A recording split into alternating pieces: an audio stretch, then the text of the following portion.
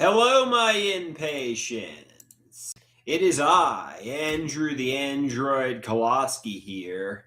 I am live and I'm ready to perform for all of you. How are you doing?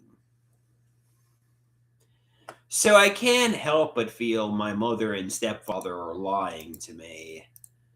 But as we said yesterday, try to feel like they're being honest and transparent. I feel like they're fucking deceiving me though. But whatever. I want them to communicate, take accountability, and admit to what the hidden realities are.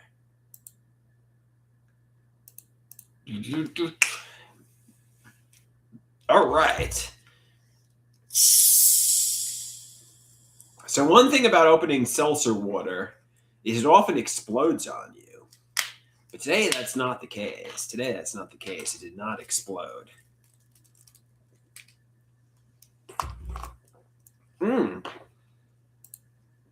Exploding on you after saying my parents are deceiving me.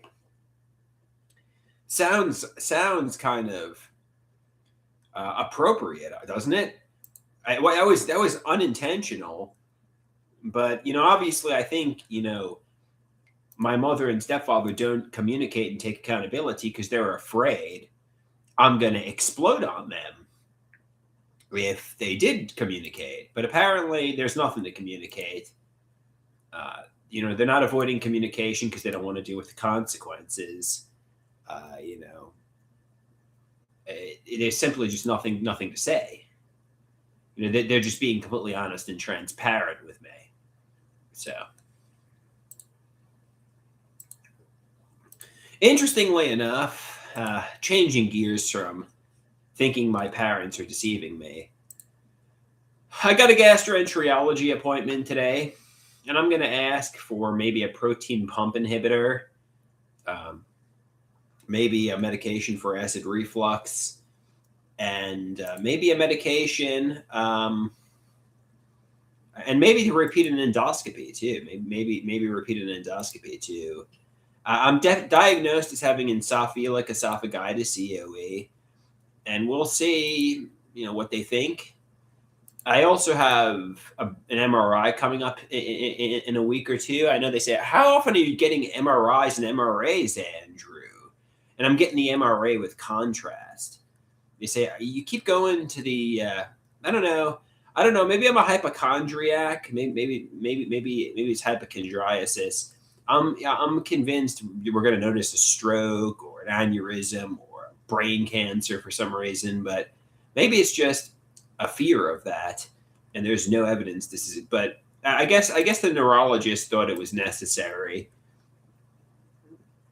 They're like, what? Living at your mother keeps going to the neurologist and getting MRIs and MRAs too.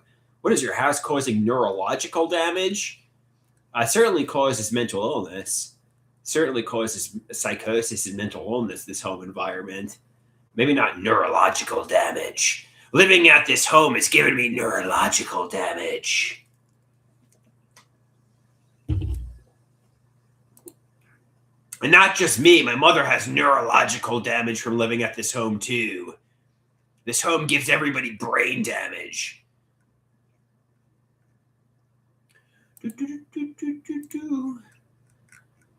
All right. I don't know what happened to my inpatients. They're dwindling. Usually when I would go live, people would join almost instantaneous.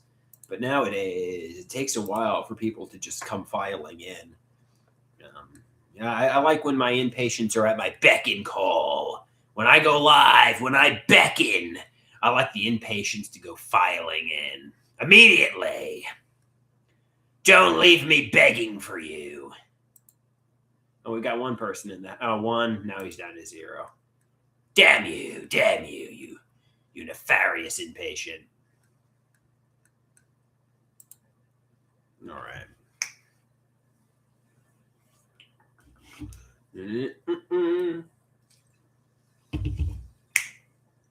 Living at this home causes neurological damage, brain damage to everyone who lives here. Our brains turn to mush from living in this home.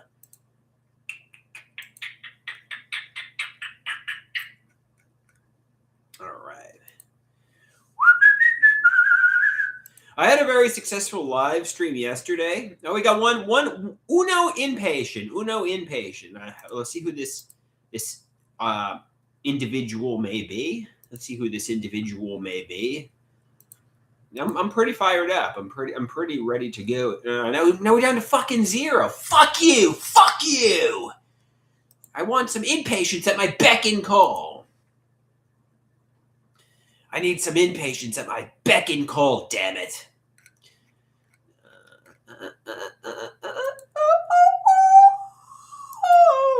Maybe I should get out the DSLR and make some videos without people interacting and engaging with me.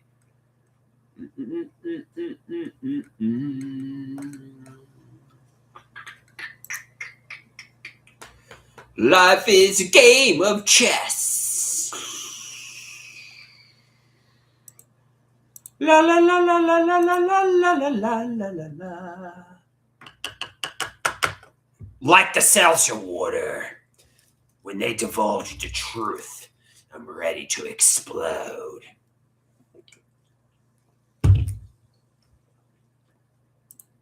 When they divulge their nefarious nay-doers and there's hidden realities and they betrayed me and they tortured me.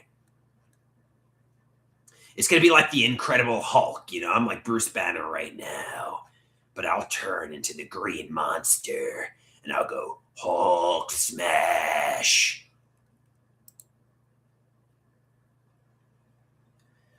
Gordy, finally, after 7 minutes, we got an inpatient in the house. Gordy asks, why are you live on a Monday afternoon? Well, I'm not working, Gordy. I'm not working.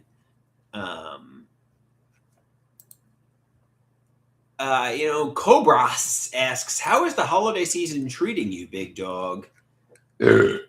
Okay, big dog. That's my cue to go into the holiday season's treating me pretty well.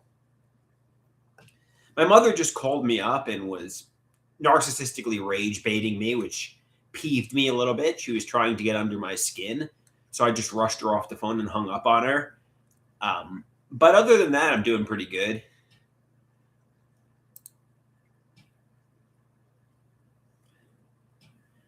Gordy says, you might not be working, big dog, but I'm working. What do you work as, Gordy? What do you work as?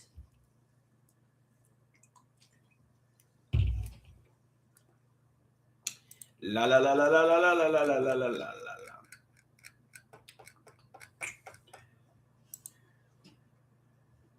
So finally, it took you guys long enough to be at my beck and call and to start firing away questions. We got 4 people in the house. I am the elder of this village. My wisdom impresses my superiors. I think that's from Super Mario RPG. I kiss their ass, which is something I do quite well. My superiors.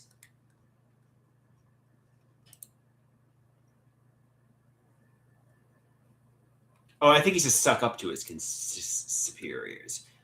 Nobody sucks up to my superiors better than me. That's like the Bizarro Elder. That's actually Yardiovac. I don't know if anybody's even getting this reference, but it's like the nefarious villagers.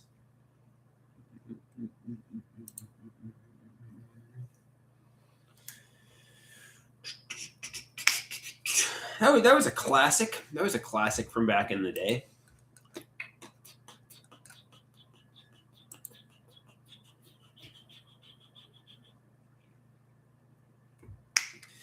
Gordy says he works in construction and he's on break right now. That's great. Are you on a psychotic break from reality, or are you on a 15-minute to 20-minute break from work? See, I'm on a permanent psychotic break from reality. Reality became too painful for me, so I began living in a fantasy world. Far from the real world, far from planet Earth. I began living in a daydream world, like Joanne Greenberg in the book I Never Promised You a Rose Garden.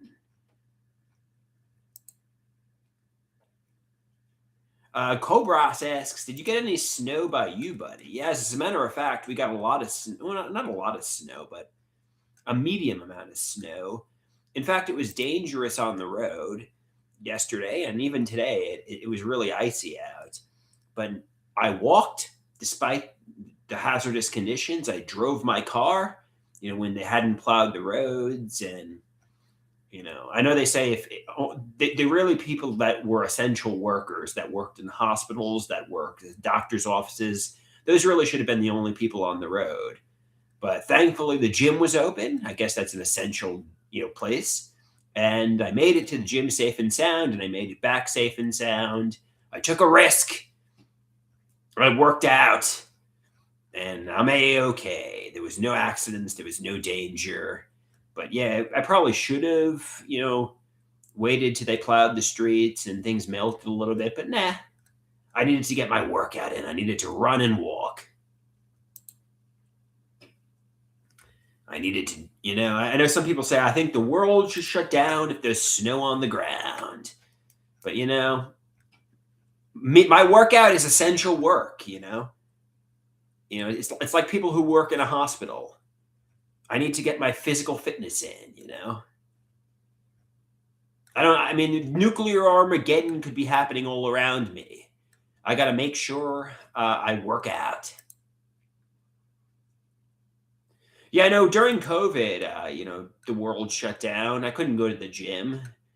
Unfortunately, the damn COVID-19 pandemic shut the gym down, but I would walk around the neighborhood.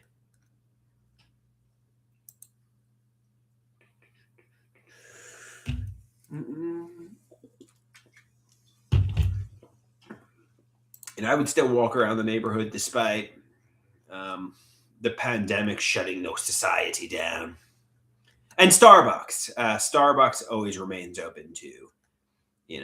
We could have blizzards, hazardous snowy conditions, the COVID-19 pandemic, but I need my $5 cup of coffee. Hey, it's good for me because I want to work out at the gym and I want my $5 cup of coffee, but I kind of feel bad for the workers, right? I guess that's capitalism.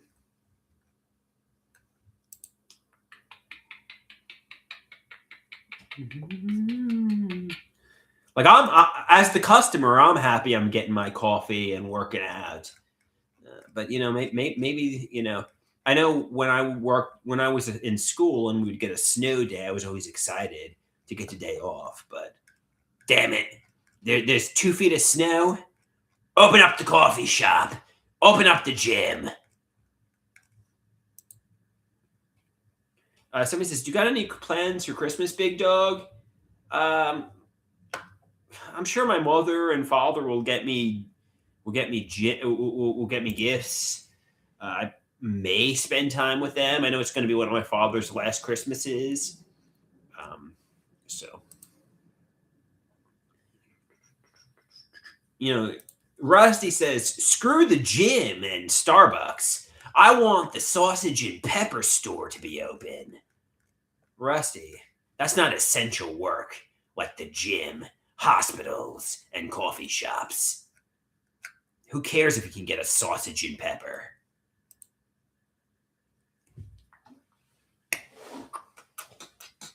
That ain't essential work. A sausage and pepper, damn it.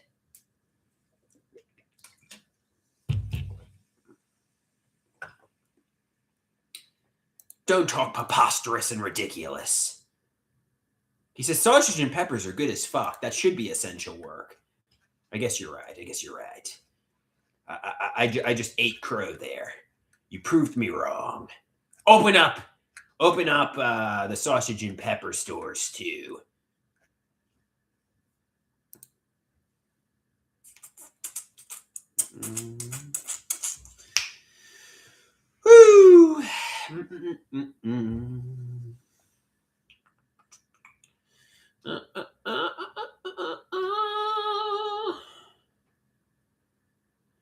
Gordy says, I see you and Rusty are still friends. There's no animosity on my end. Some people were planting seeds in my mind that he betrayed me. May he have? I don't know. I mean, I guess it's possible. Anything's possible. I mean, you could have a wife or a girlfriend for like 5 to 10 years and she could cheat on you. I mean, Rusty's been my internet friend for a year or two and we were close. But could he be a nefarious nay-doer who betrayed me? I guess it's possible, right? I mean, I'm not as close with him as I was with a romantic partner. Rusty's like, damn you, Andrew. We were closer than romantic partners. I was your number one inpatient. Okay, fair enough. Rusty says, we've been friends for 3 years. I've been your number one inpatient for 3 years, dude. That's big. That's better than a romantic partner. Okay.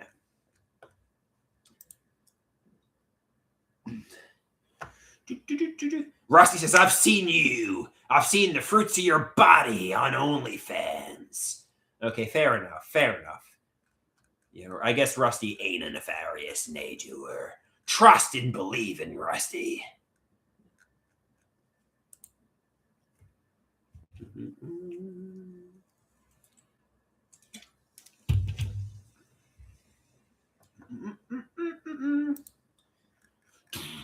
But if I find out there are nefarious nay-doers out there, I'm going to whip out a malicious sword. The Koloskinator is going to start slaying the persecutors, slaying the monsters, slaying the nefarious nay-doers.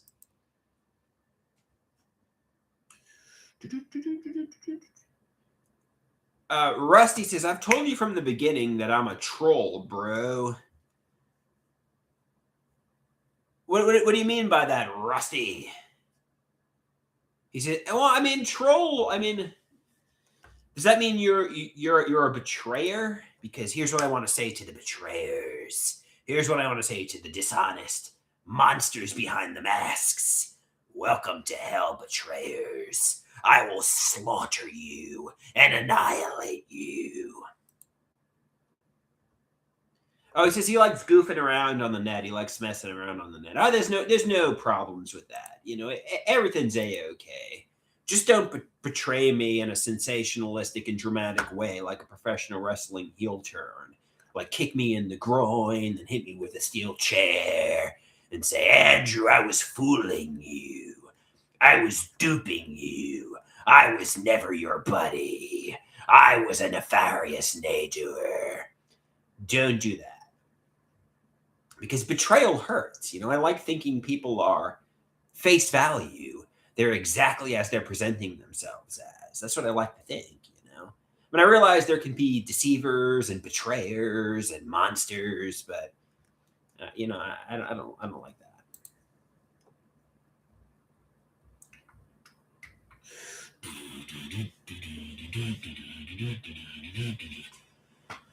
All right.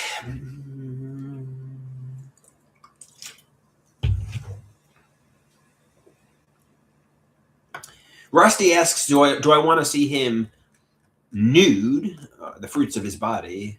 And I'm like, no, thank you, Rusty. He says, that will make everything okay. No, Rusty, I don't want to see you naked. You're a dude. I'm not into men. I appreciate you asking that. I mean that shows that you trust me. But no, thank you, dude. No, thank you. He says, okay, fair enough. I thought I'd ask. I thought I was just putting it out there. You know, I was just testing the waters. I was just seeing, maybe you wanted to see me nude.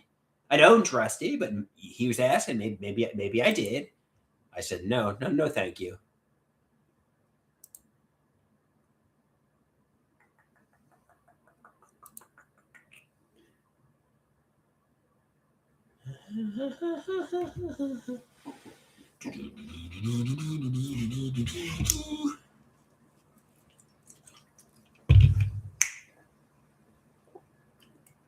All right.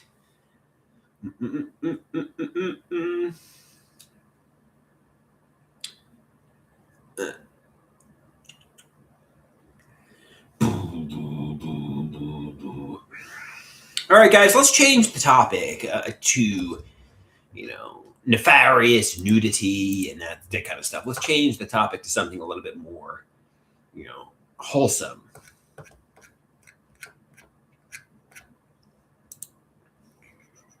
Somebody says, can you do a backflip? I don't think so. Even when I was in my athletic prime. Interestingly, though, I'm in pretty good shape for somebody who's 38 years old. I was walking around the neighborhood today, slipping and sliding on the icy sidewalks. Somebody says it was reckless and self-destructive, and you could have slipped at like 3 a.m. and hit your head and lied there unconscious, and nobody would have known. Hey, I made it safely, I made it home safely, and I completed my workout despite the dangerous conditions outside. Like they say, in a moment, in an instant, everything can change. You could slip, you could break your neck, you could be a quadriplegic and lie there in the snow, unconscious, bleeding to death. But you know what? I need to get my walk in, and it's 20 degrees, too. It's freezing outside. The elements don't stop me. I'm like somebody from Mother Russia. I'm going to persist and work out despite how idiotic it may be. I'm like a Russian soldier.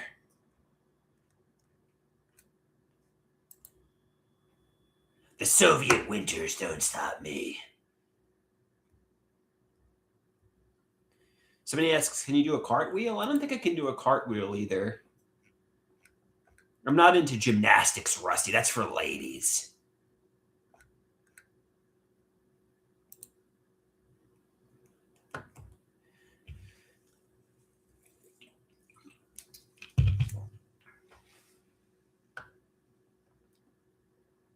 Somebody says, can you do a front flip? I don't know, guys. Probably not. Yeah, I could probably do a front flip. Yeah, I could probably do that. I'd probably, break my neck attempting it, but I think I mean, I could try it, but I'd probably injure myself if I attempted it. I mean, I think it's possible I could successfully pull it off, but I'm not like I was in my 20s. I think I'd probably land wrong and tear my ACL or break my neck. I mean, it's possible I could successfully pull it off. Somebody says, have you ever done a handstand? In my younger and more vibrant years, maybe I have. But, I'm 38, man. I don't know what you're expecting from me. I'm, middle-aged. I'm in pretty good shape for somebody who's middle-aged, but if you're expecting, gymnastics or, little flips, athleticism, I mean, look to some 20-year-old,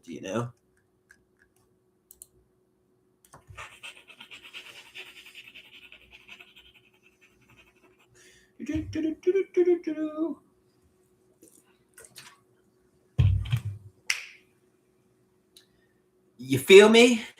You catch my drift? Or am I being obtuse? To quote the warden from the Shawshank Redemption. That's like my mother. My mother's the warden. She keeps me in here like a prisoner in solitary confinement. I'm like Andy Dufresne.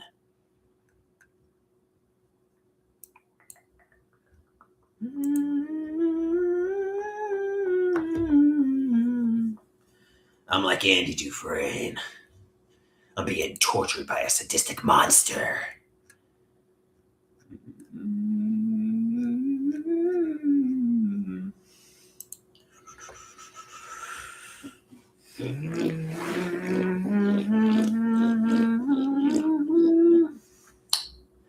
All right, it doesn't seem like these inpatients have many more questions for me. I mean, I think that about covers it. I mean, if you got anything else to say or do, fire away. But if not, I think that's about it, right?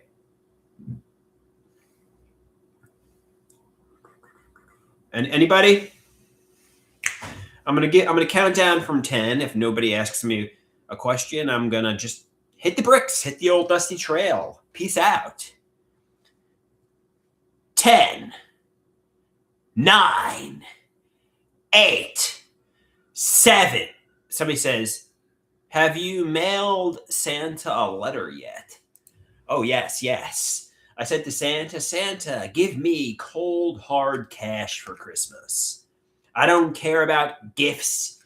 I don't care about clothes. Frankly, I need $500 in cash. I hate to sound capitalistic. I hate to sound materialistic, but frankly, I got like no money in my bank account and I need money. Damn it, Santa, give me cold, hard cash.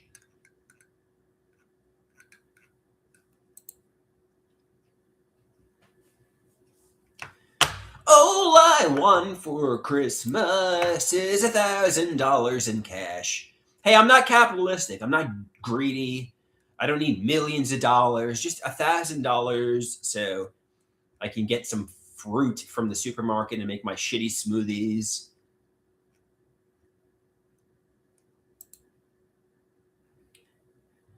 I'm not. I don't think I'm being unrealistic here. My mother and father may say I'm being unrealistic. We're not giving you fucking $500 each. Fuck you, Andrew. We ain't giving you $500 in cash. I'm like, but I don't think I'm being unrealistic.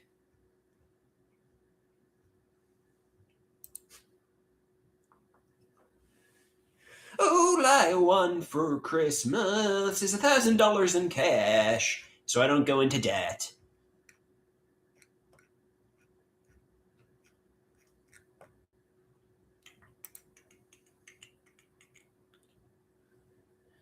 So he says, am I getting my parents anything for Christmas besides my love? I'll probably get my mother and father a card, or my father pistachio nuts. I mean, he's always really thoughtful with his gifts, so I might as well get him something thoughtful. So, yeah, I'll probably get them something small.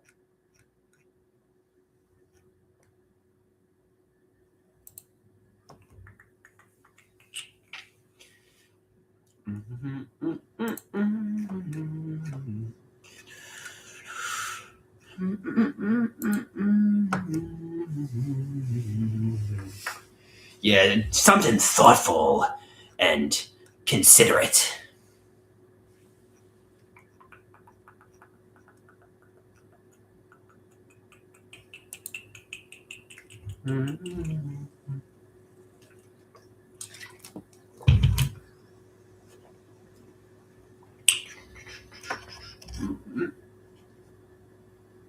So he says, but I think most of all, what my mother and father want from me is my presence and my love and my warm affection.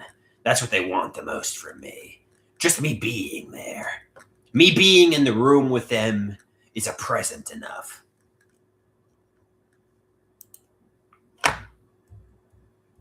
Somebody says, does your stepfather like to do puzzles?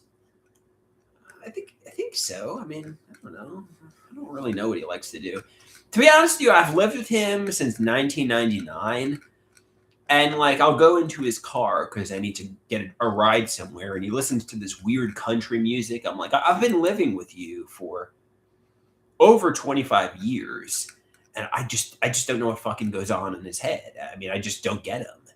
He's listening to weird country music. He doesn't like the entertainment I like. He likes these weird Adam Sandler movies that are fucking rubbish. I'm like, I would I mean, if he was a woman, I would never get married to him. I got nothing in common with him.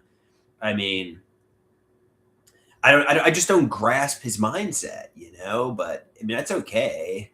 That's all right. I mean, he exists. He does things. We live together. I don't get him. I don't understand his point of view. We're like opposites.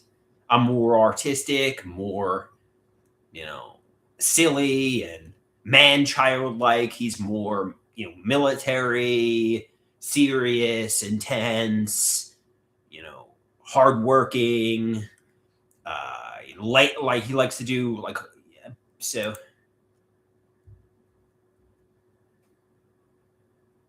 he says, why are you thinking of marriage prospects with your stepfather? I guess because I project onto my mother, and I guess because I'm hostily dependent on him. I'm dependent on my mother and stepfather financially, and I don't want to be dependent on them. If I had the ability to be financially independent, I would get divorced from them, metaphorically speaking, you know. I don't want to be dependent on my mother and stepfather because it's hell, you know. So I mean, even though we're not like a married couple headed for divorce, I would have divorced him like 20 years ago, you know. But I don't have the money to get out of here and get independent. And frankly, they want me out of here too. They don't. They're irritated. They think I'm a burden. They villainize me behind my back. It's just like a hostily dependent relationship where they criticize me. They're frustrated by my dependency, and I'm frustrated I'm not independent. So it's a real nightmare. I know the psychopharmacologist described the house as a powder keg like 7 years ago, 8 years ago. And it's only getting more frustrating and annoying. Somebody says the answer is to not complain, is to find independent housing and get out of here. You know, that's the answer. Somebody says, but you know what you have to realize is there's a lot of places that could potentially be worse than here, like jail, the psychiatric hospital, homelessness, and so on. You know, I mean, in a way, you're not living the dream here. You're not having the time of your life here. It's hell on earth. But you know, if you don't like it, I mean, there's lots of places that are worse. And get independent, get self-sufficient. You know, find housing. It could always be worse. You know.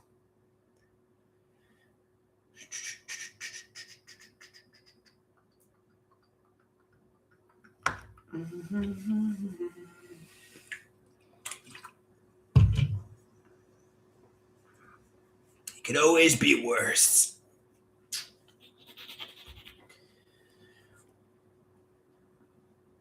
La la la la la la la la la. So I got the gastroenterologist soon. I'm just killing some time before I gotta go. I'm gonna get a protein pump inhibitor, medication for acid reflux, and so on.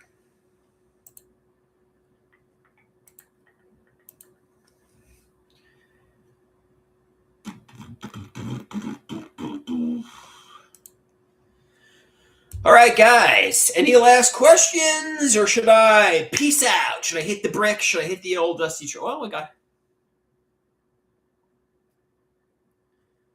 Somebody says, do you yearn for your mother to kick you out of the house to push you towards freedom?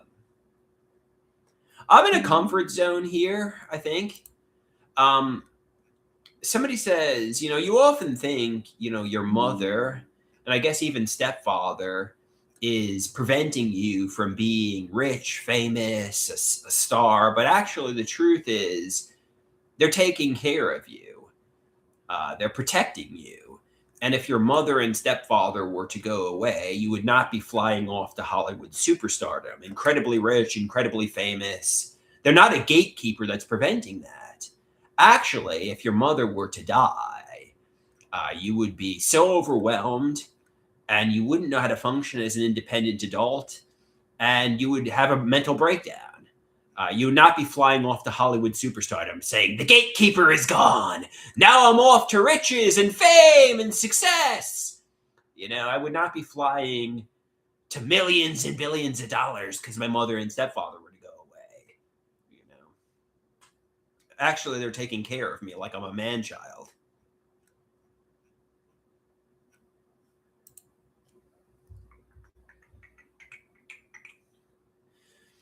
Yeah.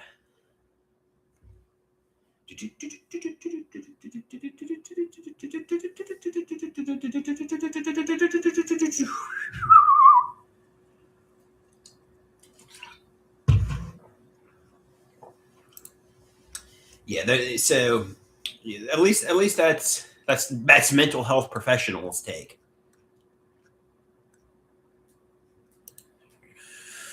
All right. Any questions? I'm going to count down from 10. If nobody asks a question, I'm going to hit the bricks.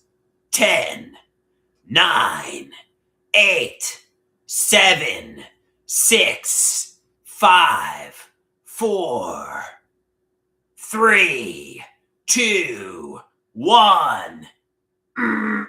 Okay, I guess that about does it. Thanks for watching, guys.